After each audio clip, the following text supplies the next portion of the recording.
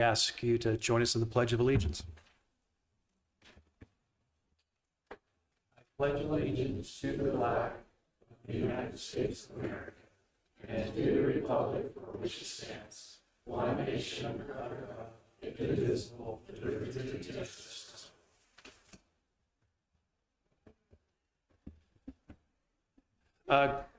Commissioner, we have a couple of announcements we'd like to make. Couple with what's coming up in a few days, but also what we just witnessed, and maybe a little bit about fire restrictions too. We kind of know what's been going on, seeing around the state that we've had a lot of drought years, and now there's a result of it with these fires. So Commissioner Jensen, if you could tell us a little bit about the stage 2 fire restrictions. Yeah, a letter from the state of Utah. Due to current and forecasted weather conditions coupled with extremely dry vegetation conditions in Carbon County, Utah, the state forester, in consultation with the director of state parks, has determined that measures must be taken to prevent the ignition of forest and rangeland fires. Therefore, pursuant to Utah state law, the following acts are prohibited in areas described below until rescinded by the Utah state forester. Number 1, building, maintaining, attending, or using any fire, campfire, or stove fire. This includes charcoal grills and briquettes, coal and wood burning stoves, and tent stoves, and includes use at home and in developed camping and picnic grounds. Number 2, smoking, except within an enclosed vehicle, trailer, or building, a developed recreation site, or while stopped in an area that is paved or free from dry vegetation. Number 3, discharging or using any fireworks, tracer ammunition, or other pyrotechnic devices, including exploding targets. Number 4, cutting, welding, or grinding metal in areas of dry vegetation. And number 5, operating a motorcycle, chainsaw, ATV, or small internal combustion engine without an approved and working spark arrestor. So this is the areas of description are all unincorporated state and private lands within Carbon County, Utah. So this does not apply to Price, Helper, Wellington, or East Carbon, or the town of Schofield, but all of the other areas outside of those cities. So I think we're all aware of what's going on there, but so don't have any fires. Thank you, Commissioner Jensen. Also, we saw a first today. Over in Emery County, you may know they have a nuclear program going on over there. And when people hear the word nuclear, they freak out. This is not uranium nuclear. This is a different type of nuclear, salt-based, sodium-based. We got to see what advancements they have made. And the reactor that went critical is the first one outside of a government facility. So, Commissioner Haddock, if you could tell us a little bit about that. Sure. Yeah, Valor Atomics, they came to us about 1.5 years ago and had this great ambitious goal. In fact, Commissioner Martinez and myself were on some of the phone calls out of California where they were interested in coming here. And we helped connect them up with the Energy Center in Emery, who has a lot of the licenses to do these testing. And they immediately connected and they set up a goal that they were going to be able to turn one of these small nuclear reactors by July 4th and celebrate America 250 years of freedom. And anyway, today they had reached criticality a few days ago, and today they had actually utilized power off of that critical small nuclear reactor. While we were there was quite a few people, I'd say about 400 or 500 that were there, and a lot of support. But one thing that they also announced today that I thought was interesting is that they are partnering with a data center, a 30 megawatt data center that is run without any water. It's just kind of a neat technology. And so they've combined, it'll be in Emery County. So unfortunately, we won't get any of that tax base. But anyway, it's neat to see the technology advancing and how they're applying that. This conserve water and also provide power. Yeah, I appreciate that, Commissioner Haddock. And one thing too, a lot of things are out there publicly. I hate to tell you, but everything on social media is not true. So when you hear all these things about data centers, that's like saying car. There's a whole bunch of different types of cars. So there's a generality that's used with data centers. This is a complete different technology, as Commissioner Haddock mentioned. It will not use water. It will not increase rates. It will not heat up. It's not all the propaganda that you're hearing against data centers. This is a whole new thing. The company that's incorporated with these guys is one of the largest microchip companies on the planet. So this is not a small deal. It's a huge thing for Eastern Utah, and we're kind of excited about the future of this. So interesting times over there for Emery County. Also, I didn't mean to dress up. Somebody said I look like I got to say huge, biggest thing ever. I didn't mean that. This is just the 4th of July get up. But I want to talk about the 4th of July and the 250 years. You know, when the independence was declared for the United States, it wasn't just a sign of a piece of paper and Britain just said, okay, we're done. They fought for several years afterwards. The Boston Tea Party, there was all kinds of different events that happened. But there was a civil war. We all know about the history of this, but there's always been conflict in the United States. But first and foremost, we're Americans. You know, if you're red, blue, green, whatever, your color, your skin, it doesn't matter. First of all, we are Americans, and we need to celebrate that. We can put our differences aside. We are not always right. We're not always wrong. But we can share our opinions and go on about our day and not beat each other up. We need to support and help each other. Again, we're Americans first. We're not supposed to agree on everything. We're supposed to be democratic, but we are supposed to be respectful and appreciate another person's opinion, because I hate to tell you, but my wife tells me I'm not right all the time, even though I think I am.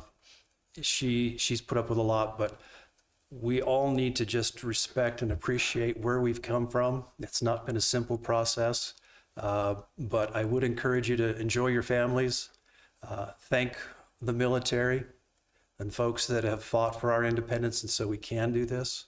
I appreciate the first responders, everything that they do to train and make sure that we're all safe, and if we get a little stupid, they take care of us and make us better again. So again, just respect and appreciate other people. Don't belligerent and tear them down for what they believe. It's okay to have a different opinion. So have a fun and happy 4th of July. And as Commissioner Jensen said, let's not start any fires. So anything else? No. Okay. We'll get to the agenda then. The first one is the approval of the minutes from the June 17th commission meeting. I have no corrections. Nor I. I'll entertain a motion. I'll make the motion that we approve the minutes from June 17th, 2026. I'll second it. Motion is second. All in favor? Aye. Motion passes. Item number 2 is Employee of the Month, Kellie Payne. Good afternoon, Commissioners. We have 2 people to recognize for July Employee of the Month, Jennifer Maxfield and Destiny Andrews. Jennifer started with the department, with our ambulance department, in December of 1996. She will be celebrating 30 years of dedicated service this year. She serves as a paramedic and has been a valued member of the department throughout her career. Destiny started in the department April of last year as an EMT and has since earned her advanced EMT certification, demonstrating a strong commitment to professional growth. I'm gonna have both of them come up here. Both of these ladies were actually nominated by a member of the general public who contacted Commissioner Haddock. to recognize them for their compassion, exceptional care during a stressful power outage. When a resident was left without oxygen and was feeling frightened, these two responded with kindness, reassurance, and support that went far beyond what was expected. Their professionalism, empathy, and willingness to go above and beyond transformed a frightening situation into one of comfort, leaving a lasting impact on the individual that they served. So I just want to say thank you to them.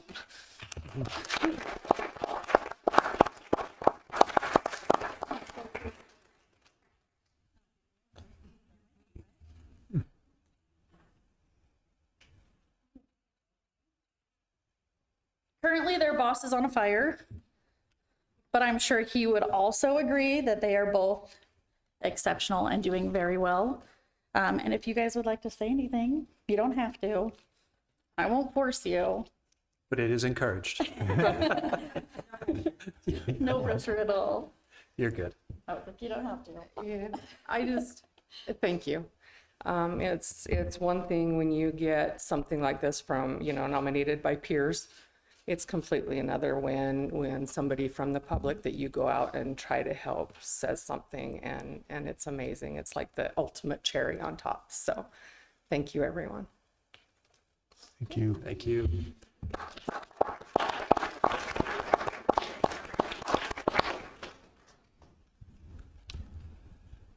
Item number 3 is the Super Service Award. Tina Grange. Hello, Commissioners. We're just going to get started with the nomination. I made these. I wasn't sure, but yes, I do. Chris Polito quietly makes Carbon County a better place every day.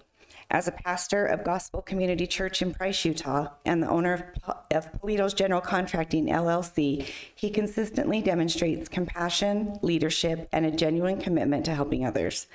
One experience especially stands out to me. I picked up a hitchhiker who had recently been released from the hospital. During our conversation, he asked if I knew Chris Polito. Although he had barely met Chris, he shared how Chris helped him get a hotel room when he had nowhere to go, simply because he cared and wanted to help someone in need. The man's gratitude was genuine and emotional, and it was clear that Chris's kindness had made a lasting impact. That story perfectly represents the type of person Chris is. He does not seek recognition for what he does. Instead, he leads through quiet actions, strong character, and an authentic desire to serve others. Carbon County is very fortunate to have people like Chris Polito who give so much without expecting anything in return. His actions reflect the true meaning of community service, making him highly deserving of the Super Service Award. So I'm happy to present this to Chris Polito with Polito's General Contracting, LLC. Good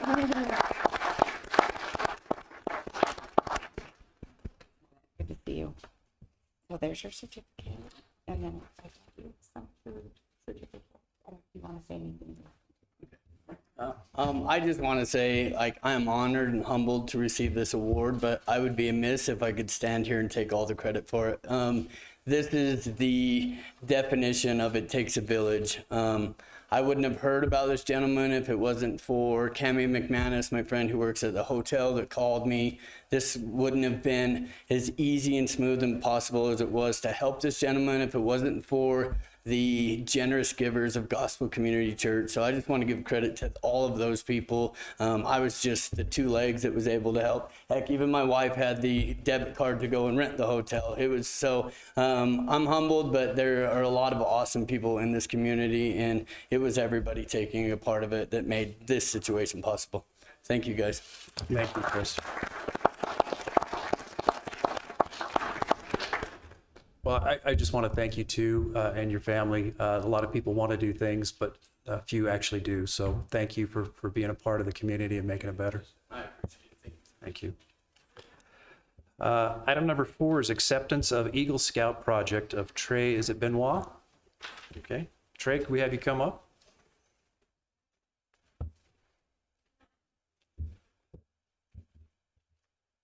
Thank you guys for letting me come. If you guys have seen downstairs, there's a I'm Trey Benoit. I'm part of Troop 271 of here in Price, and I worked on my Eagle Scout project. It's been a process through years, and I thank you guys for letting me still put it in here after taking some time off of it. But it's a prisoner of war missing in action display box. And there's 3 plaques in it, one with just kind of the companies that donated. One is just a simplified meaning of what the POW MIA table kind of means. And the other plaque is all the names of all the prisoner of wars and missing in actions people of Utah. So that's kind of what it is. And all the items in the box have different meanings to them. I don't have those memorized, but yeah. That's appreciate that. I did see that. Looks like you spent some time on it. And what kind of drove you to this to be your Eagle Scout project? Well, like I said, it's been in the works for a while. I've always looked proudly of the military and all that, and not a lot of people know what the POW MIA is, and so maybe this kind of sparks a curiosity in some people to go Google what it is, and yeah.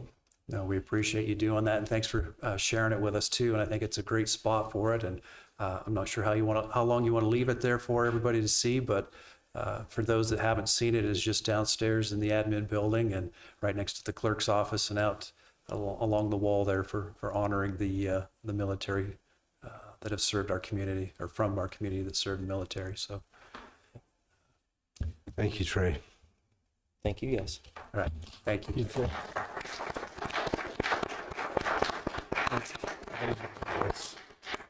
Commissioner, if I may, Trey started this over 3 years ago. Sorry.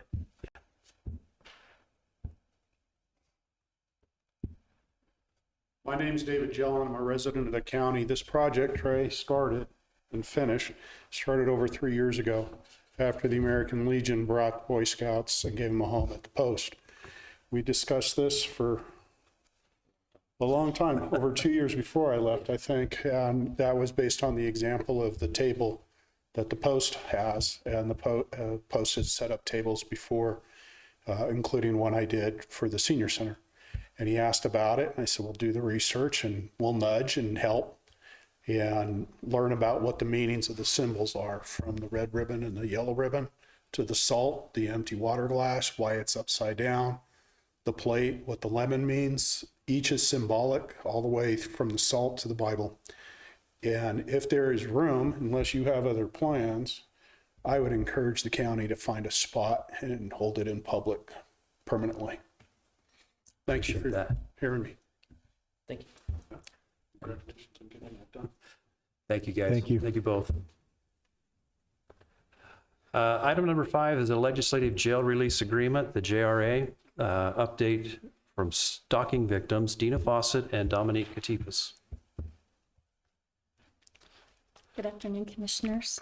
I was asked to discuss the recent modifications of the jail release agreement, which is known as the JRA, which I was part of a subcommittee with the JRAs. For context, the jail release agreement is a written contract a defendant signs to be released from custody prior to the initial court appearance. It typically prohibits the defendant from contacting or harassing the alleged victim, ensures victim safety until a judge can issue a formal court order.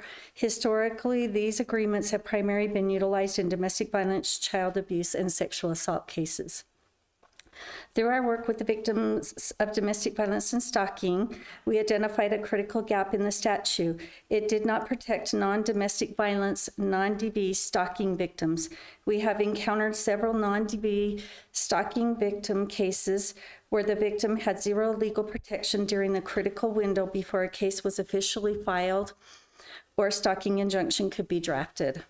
Recognizing these gaps, we advocated for adding a non-DV stalking to the statute. I'm proudly to report that during the past legislation session, the amendment successfully passed the House and the Senate.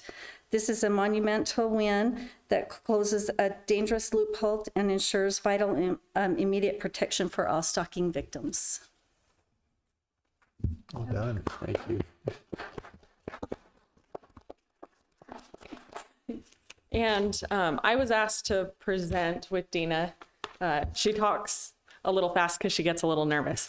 So I just wanted to take a minute to explain how vital Denna was throughout this process. This is kind of really her brainchild. She took it to the appropriate entities and individuals. She pushed it through in speaking with other commission members, saying, no, we really need this protection for this population of victims that was being underserved. So this is all Denna.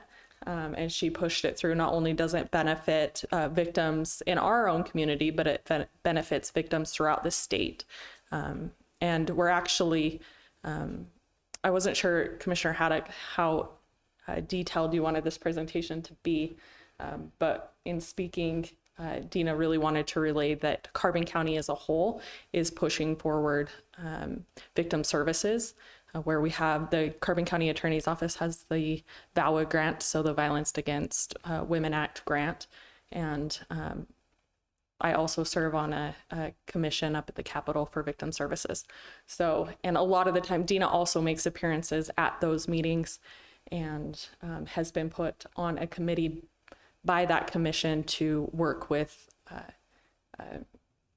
the Sentencing Commission and have a voice for victims across the state in that regard as well. So this is really a big high five and congratulations to Denna. Thank you for all the work that you do. She cares immensely about her job, and even just this presentation for today, she wanted to make sure that we had our notes together and we were prepared so that we can inform the public on what we're doing. So thank you, Denna. Yeah. Thank you. Give Dominique and Adam some credit because they were the ones that I went to and says, what do you think about this bill? What do we need to do? And so they helped with that as well. So thank you. Thanks, Denna. Thank you, Denna. So I just have a comment that the reason I felt it was important to share this was because it was public information, and to know that victims, she was able to help close up a loophole in the system that protects women or anybody of any kind of abuse. And her teamwork with Dominique and also Adam and the whole team, what that means to people. I have a sister who's been involved in, has been a victim, and just how personal and how much it means to know that people are out there to protect you. Because the thing is they want to isolate them. They want them to not feel like they have any hope. They want to harass them. And I'm very proud of what this team has done in order to close that loophole to protect the people of our residents here. I think it's a very important public announcement, and it's for them. It wasn't just to recognize Denna. It was to help to get that public information out there that they have a place. I appreciate it. And Denna is passionate about what she does. She's a shining example with the attorney's office as well of just helping those that need to be helped. We have some outstanding employees at the county, some great departments. There's chatter that things are broken and off the rails here, but that's not the case. We don't need to be fixed. We have some great people that do outstanding work, and to honor those that are looking out and helping others, truly appreciate your efforts. So thank you. Item number 6 is open seal bids for airport terminal consulting. So we got 2 bids. Okay.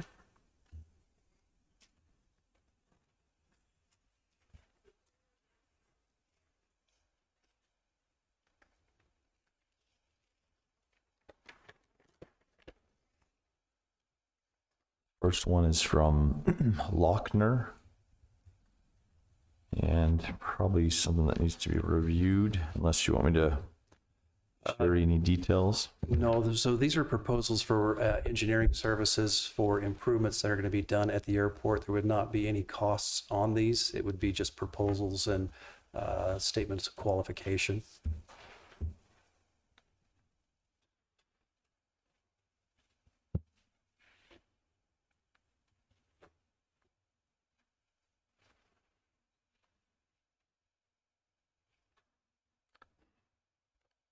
And the second one's from Wolpert. Maybe I can elaborate on a couple of things that are of interest out at the airport. Just as of today, we have 6 Lear jets sitting out there, companies that are doing work here, and then also for what's going on in Emery County. We have a company that's interested in putting 50 hangars out at the airport, another one that wants to put 10, and another one that wants to put 6 individual hangars. There's manufacturing looking out there. We're looking at potentially, eventually putting a terminal out there for commercial flights. That'll be left for another commission to address, but there's huge interest in this community, and this is just one part of it. So that is why this request is out there. So There's no other discussion. I'll make the motion that we acknowledge the 2 firms that have put requests for information in, and that we authorize Commissioner Martinez to look through those and make a decision. I'll second it. motion and a second. All in favor? Aye. Aye, motion passes. Item number 7 is open sealed bids for Asphalt Preservation Contract 2026. Seth? Yeah, it looks like we have 3 bids.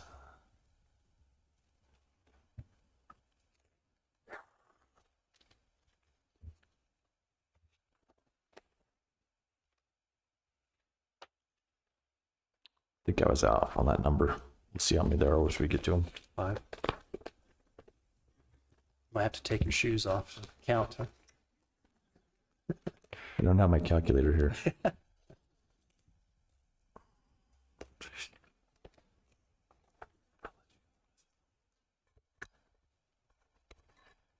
These bids are for the application of 3 different types of crack seal products that the county purchases and provides. So these are labor prices and traffic control prices for the application of the materials. There are 3 materials for each bid and a price per ton for each of those. Do you want me to read all 15 prices in this meeting, or should we acknowledge a complete bid package from? I think a complete bid package, if you're okay with that. Yes. Okay. So this is a complete bid package, it appears, from Bonneville Asphalt. They have separated their traffic control from their price per ton, which is different than the specifications, but we will review those thoroughly. This one is a price per ton for each of those 3 products from Superior Asphalt. Bonneville Asphalt is headquartered in Orem. Superior Asphalt headquartered in Magna.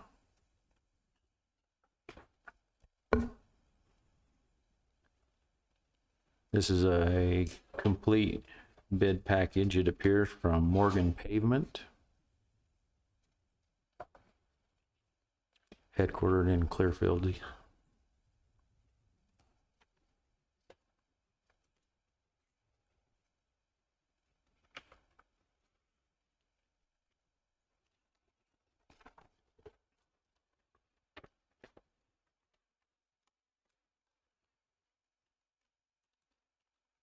This one is from M&M Asphalt Services, headquartered in West Jordan. Their traffic control is broken out separate from their price per ton, but it is bid at a per ton rate. So a slightly different format than requested. And the final bid is for Paradigm Asphalt Experts, and it is a complete package.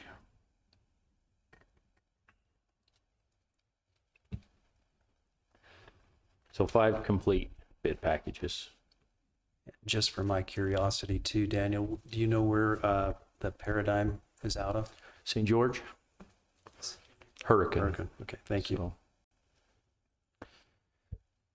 So the crack seal efforts that have been underway last fall and this spring, Stake Farm Road, Circle K subdivision, and all throughout Carbonville.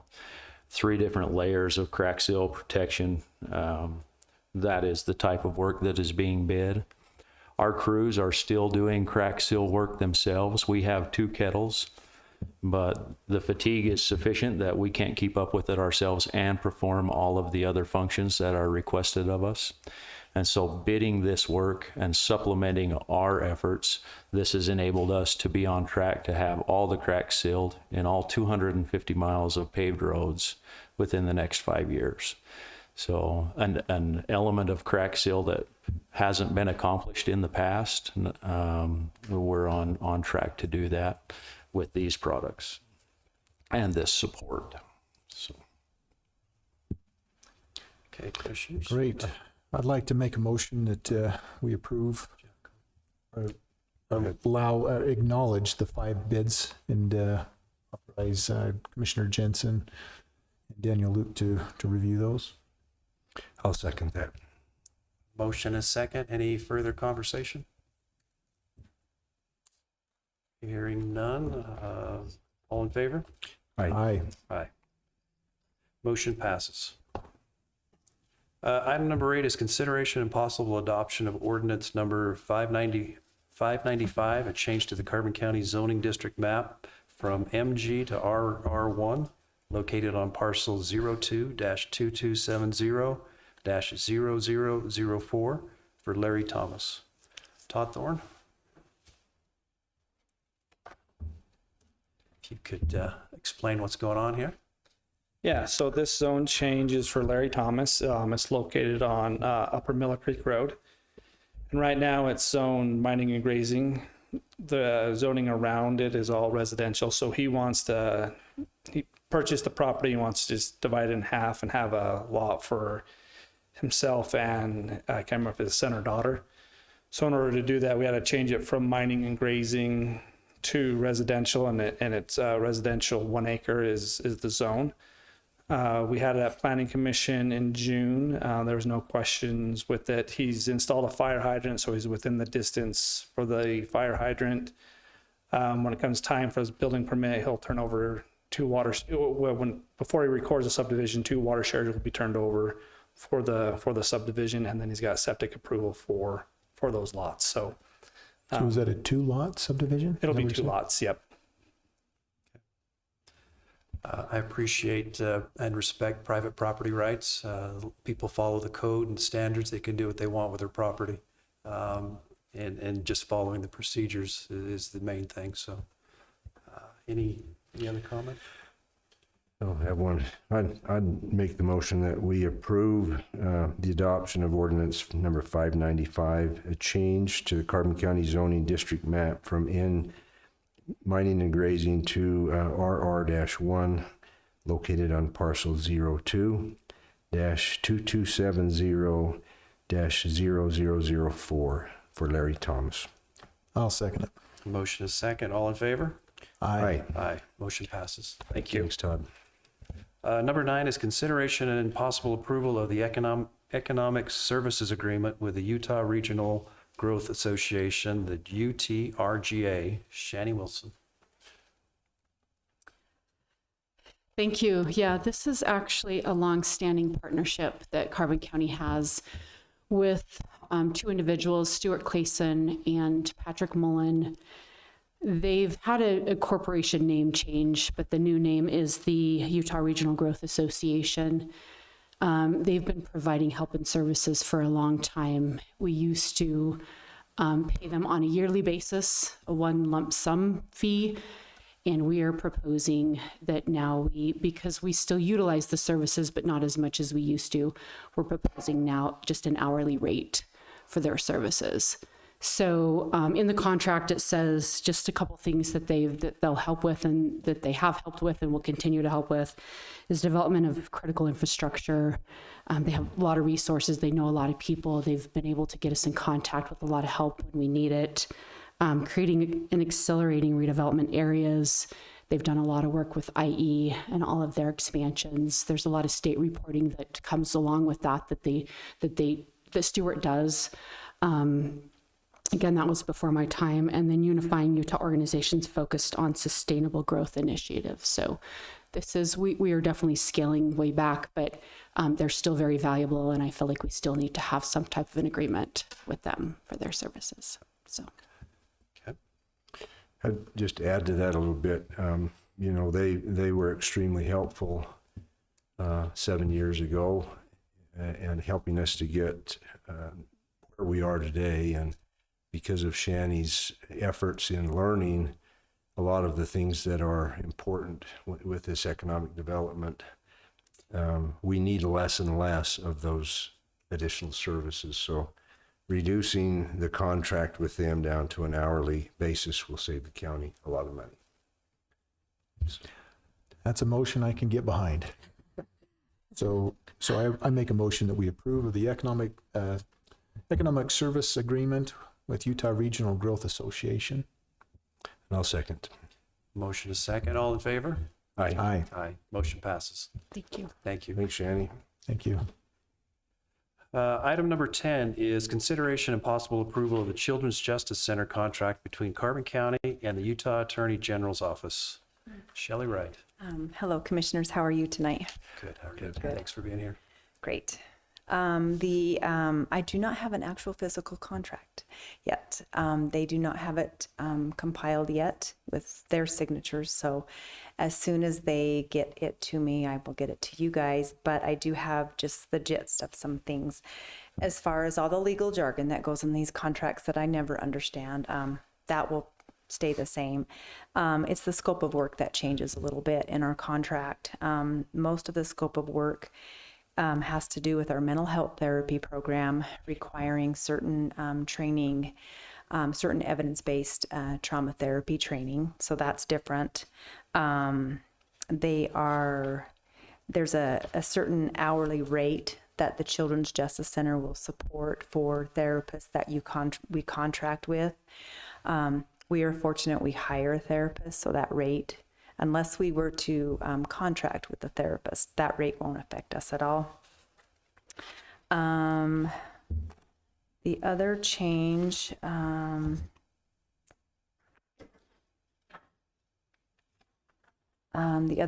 that we will be required to include the Attorney General's office logo and the following acknowledgement on printed and promotional materials, press releases, websites, and other digital media.